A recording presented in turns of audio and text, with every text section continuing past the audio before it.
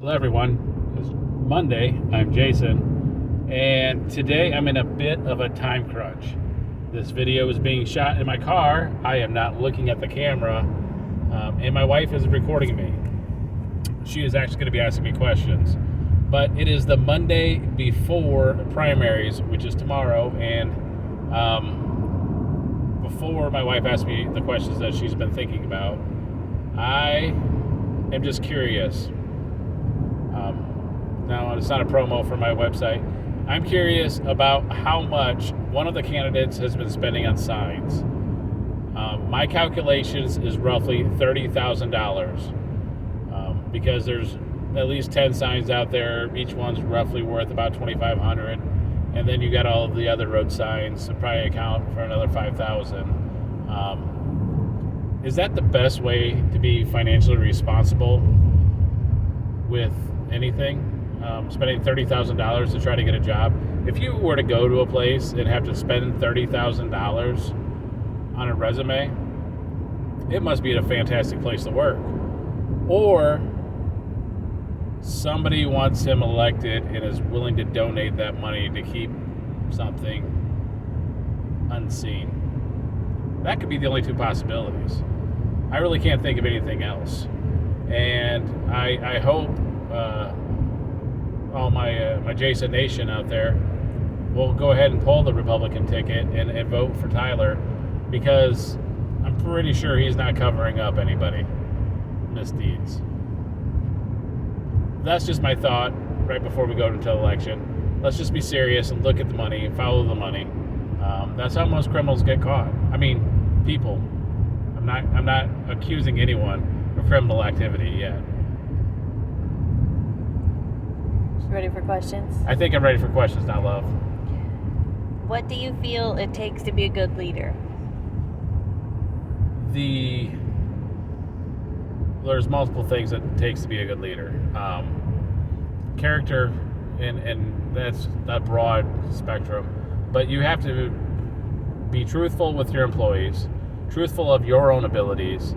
You've got to be accountable. You've got to be able to find the gems in the rough of people and bring out their best talents. And you've got to be able to find people with talent that they didn't even, latent talent to fill in roles. You've got to know the job inside and out in order to find the right people and put them in the right seat of the bus to make the bus go fast. So to be a good leader, it's about delegating and not micromanaging. It's about trusting the people that you employ and putting them in the position that they will excel and that you need them in. And if they're not in a position, if you can get them to a different position, that's great. But sometimes some people have to part ways. And knowing when it's time to cut line is a very difficult decision as a leader. But if you've exhausted as much effort as you can to help somebody fulfill their goals, or your goals. I mean, as a leader, we have to have goals set for our employees, and they have to be reasonable, and they have to be obtainable, but we can't micromanage. One of the just thinking of like lean manufacturing or lean processes, if you really want to know how to do a job and do it with the fewest steps possible, you give it to the laziest person, and they'll find the easiest way from point A to point B. Now, I'm not saying anybody's lazy, but cutting out the excuses and making a process as simple as possible, these are all things that a leader should do. They should lead from the front, not from the back. So, what are your plans for the employees that the Sheriff's Department already has? I got to get to know them.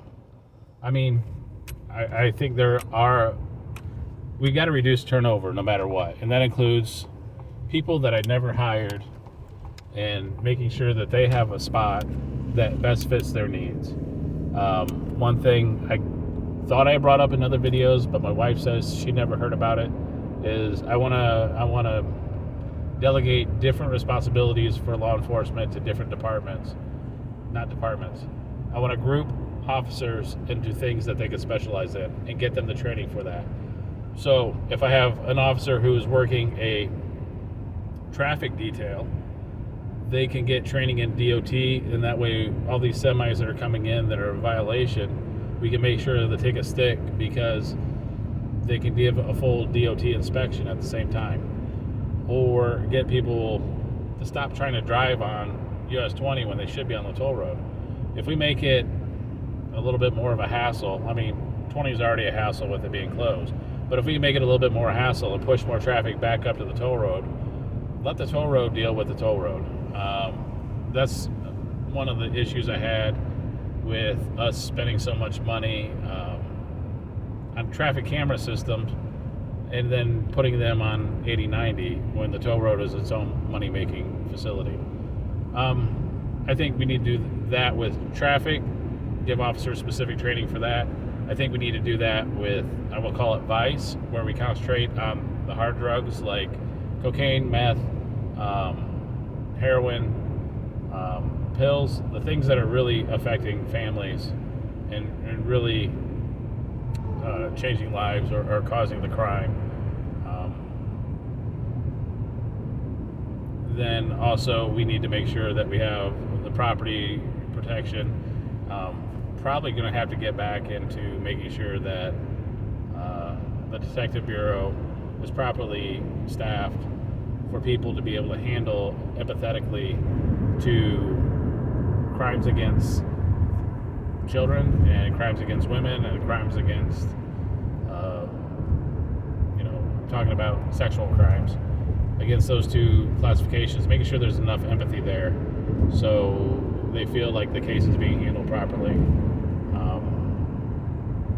I know Joanne did a lot of work when I was on the department, and it'd be great. And I'm not saying I don't know how Steph and Juan have been handling it, but it'd be great to see that we have that caring, nurturing to protect the kids. So those are some of my plans.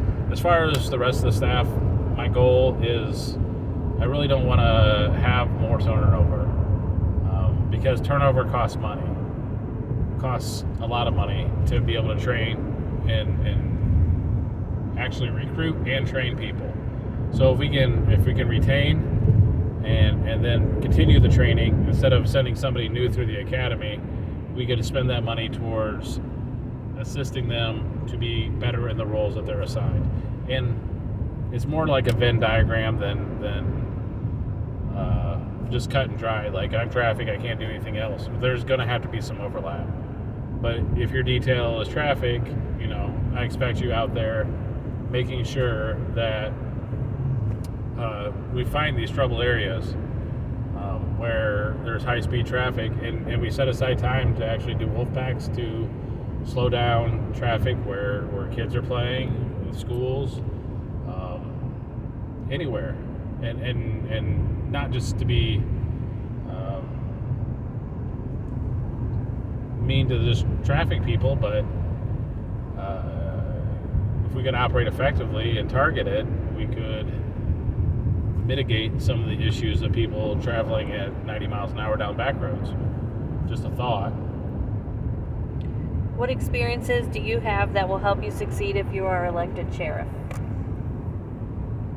I said two questions, but you found a third one, huh? Yeah, you said something that made me think of another one. So besides working in the jail and working in dispatch and being a town marshal for a little bit of time, I was also on the fire department for 8 years, roughly.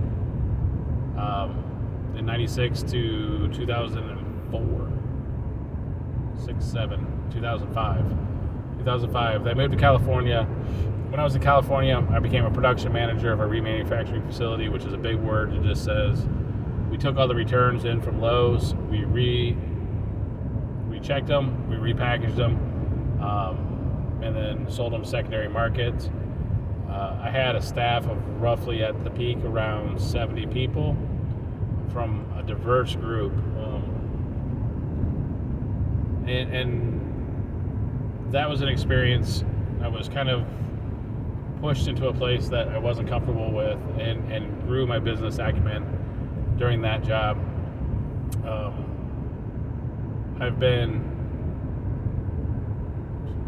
I've had jobs where I've been in supervisory roles, and then my current job is kind of a fluke where I'm at. We're going through rapid growth, and I'm using my previous experiences to help guide the business safely, because too often businesses grow too fast, too quickly. But we're trying our best to use KonVari and lean manufacturing to make sure that the growth is sustainable. And because the worst case would be that a business has to fold up and 40 to 50 employees would have to close the doors, or 40 to 50 employees would have to find new jobs. So we're trying to do sustainable growth at work. Not that I make any of the heavy decisions. I make a lot of the solar decisions, but I don't make the actual business acumen. But I do always give my 3 or 4 cents. I don't have any more questions. All right. Well, it is. I'm driving on the road. It's not quite the safest, but I am keeping my eyes on the road for the most part. It is Monday. Tomorrow is election day. I ask everyone to find a time between 6 a.m. and 6 p.m. to go to your polling station and put a vote in. And whether you poll a Republican or whether you poll a Democrat, make the decision that feels right in your heart. I'm Jason. I want to be your sheriff. Let's go, Jason.